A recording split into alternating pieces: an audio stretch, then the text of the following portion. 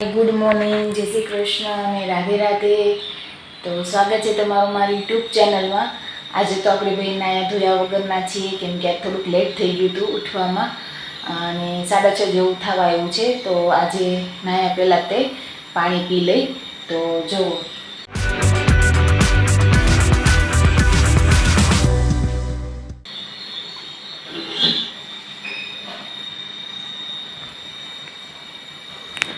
મેથીના દાણા છે, સાંજે જ પલાળી દેવાના છે। આગલી સાંજે 20 થી 25 દાણા પલાળવાના છે, ચપટી જેવા લઈ, અને તો પણ બહુ બધા થશે જુઓ।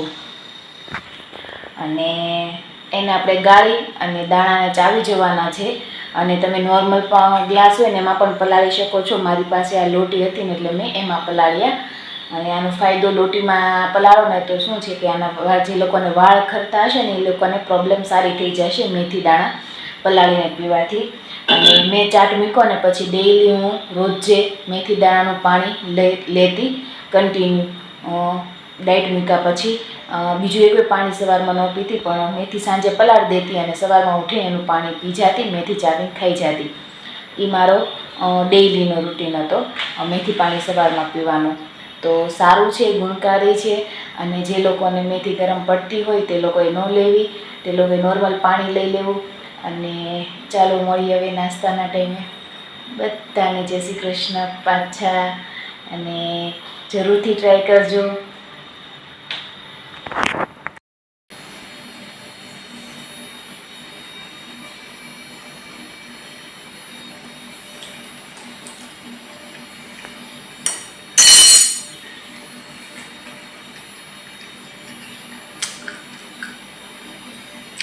ખાશો ને એટલે થોડુંક ઓલું લાગશે, પણ આનો ટેસ્ટ કડવો નથી આવતો। પાણી પલળી જાય ને પછી એટલે બધો કડવી નથી લાગતી મેથી, તો તમે લઈ શકો છો।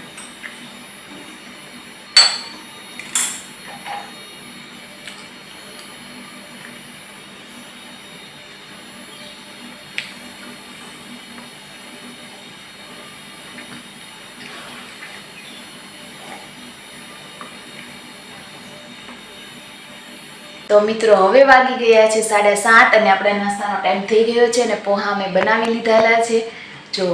અને શાક ને રોટલીનો લોટ પણ બાંધી લીધો છે ટિફિન માટે।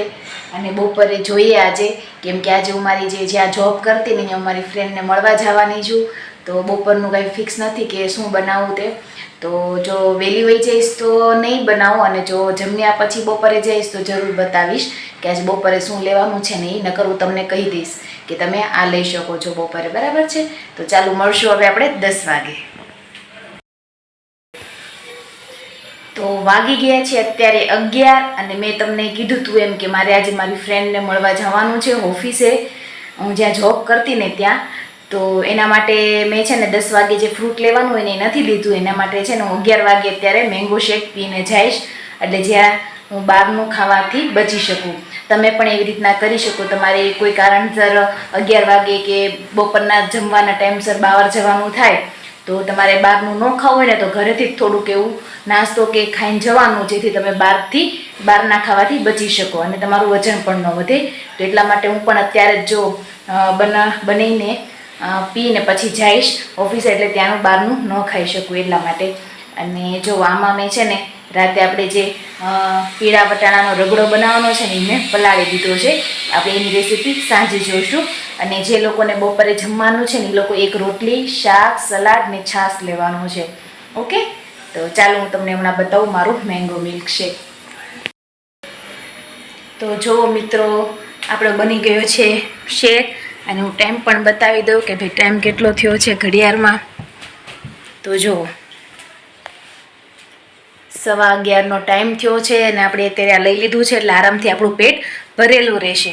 અને મિત્રો કહો કે મને આ લુક કેવો લાગે છે, સારો લાગે છે કે કેવો લાગે છે, કેમ કે મને છે ને ફેશનમાં કંઈ ખબર પડતી નથી, પણ મને છે ને નોર્મલી સાદું ને સિમ્પલ વધારે ગમે છે। તો કંઈ ફેશન કરવાની જરૂર છે ખરી મારે? કોમેન્ટ કરજો તો। ચાલો મળશું હવે સાંજે। તો અત્યારે હવે 7 વાગી ગયા છે ને આપણે સાંજની તૈયારી કરવા માંડ્યા છીએ। તો સાંજે મેં કીધું તું એમ જે આપણે પીળા વટાણા આવે ને કઠોળમાં, તે મેં સવારમાં પલાળી દીધા હતા ગરમ પાણીમાં, એને છે ને મેં મીઠું અને હળદર નાખીને સરસ બાફી લીધા છે. અને આપણે એમાં છે ને તેલનો વઘાર નથી કરવાનો, એમ જ તે નોર્મલ તે આદુ મરચી લીંબુ ને એવું બધું એડ કરી અને ઉકાળી લેવાનું છે, બરાબર છે. અને ઉમેશ માટે મેં બટેકું બાફી લીધું છે, એને હું ટીકી કરી નાખીશ એટલે એને રગડા પેટીસ જેવું થઈ જાય. તો એકમાં ડાયટમાં બેયનું કામ ચાલી જશે. તો તમારે પણ એવા ઘરમાં પ્રોબ્લેમ રહેતી હોય કે ડબલ શું બનાવતો, તમે આવું બનાવો ને ત્યારે સાઈડમાં જેવું પોસિબલ થતું હોય ને એવું તો બનાવી નાખવાનું, જો એ બધાને તમને પણ ચાલે અને એ લોકોને પણ ચાલે. તો ચાલો હું તમને બતાવું. આ દાળ છે ને બાફી લીધી છે સરસ. મેં બાફવામાં છે ને મીઠું અને હળદર બંને નાખ્યું હતું, બીજું કાંઈ નથી નાખવાનું. હવે આપણે આની અંદર છે ને ટમેટું, આદુ મરચી, લીંબુ ને એવું બધું એડ કરીને ઉકાળી લઈશું, બરાબર છે. તો મિત્રો આપણું છે ને આ વટાણા ચાટ બનીને તૈયાર છે. મેં એની અંદર છે ને ટમેટું, કાંદો, સિંગ થોડીક અને ઉપરથી સેવ એડ કરી દીધી છે. અને તમારે એની અંદર મમરા એડ કરવા હોય ને તો કરી શકો છો. તો ચાલો જમી લઈએ. એની સાથે મેં એક ગ્લાસ છાશ લીધી છે. તો ચાલો જમી લઈએ. બાય. તો મિત્રો આપણો સુવાનો ટાઈમ થઈ ગયો છે અને મેં કીધું હતું કાલે કે મારી પાસે ત્રિફળા ચૂર્ણ નહોતું, જે હું આજે લઈ આવી છું. અને જો આ રહ્યું ત્રિફળા ચૂર્ણ છે, એ પણ હું ઝંડુનું જ વાપરું છું. તો સ્વાદ તો ભાઈ મને એનો ખબર નથી કે કેવો હોય, તો હું તમને ટેસ્ટ કરીને બતાવું કે એનો સ્વાદ કેવો હોય ને તે. હરડેનો ખબર છે પણ આનો તો કંઈ આઈડિયા નથી. પીધી છે ખરી પણ વરસ દોઢ વરસ જેવું થવા એવું છે મેં પીધી ને એને. તો ચાલો જોઈએ. અને આનાથી છે ને આમાં 3 છે અને આનાથી છે ને પેટનો ભાગ સારો એવો ઓછો થાય છે. તો જે લોકોને પેટનો ભાગ ઘટાડવો હોય ને એ લોકો આને એક સાંજે સુવા ટાઈમે 1 ચમચી સાથે 1.5 ગ્લાસ જેટલું પાણી લેવાનું છે સતત. ઓકે, ચાલો બતાવો ટેસ્ટ કેવો હોય.